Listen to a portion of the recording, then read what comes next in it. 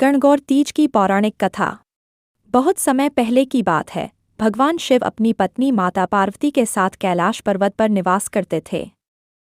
माता पार्वती को संसार की सभी स्त्रियों की भक्ति और प्रेम के बारे में जानने की इच्छा हुई। उन्होंने भगवान शिव से कहा कि वह धरती पर जाकर उन स्त्रियों से मिलना चाहती हैं जो अपने पति की लंबी उम्र और सुख समृद्धि के लिए व्रत रखती हैं।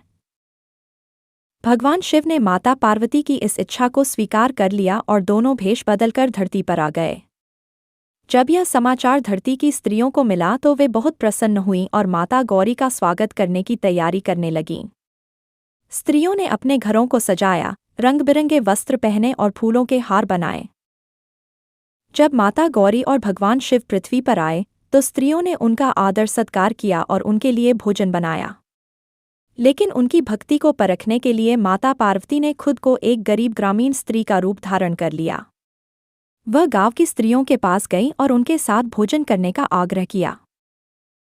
गांव की स्त्रियों ने अपने प्रेम और भक्ति से माता गौरी को भोजन कराया। वे मिट्टी के गणगौर, गौरी और शिव की मूर्तियां बनाकर उनका पूजन कर रही थीं। माता गौरी ने उनकी श्रद्धा से प्रसन्न होकर उन्हें वरदान दिया कि उनके पतियों की आयु लंबी होगी और उनके घर में सुख समृद्धि बनी रहेगी। इसके बाद माता पार्वती और भगवान शिव अपने असली रूप में आ गए। स्त्रियां उन्हें देखकर भाव विभोर हो गईं और उनके चरणों में गिर पड़ी।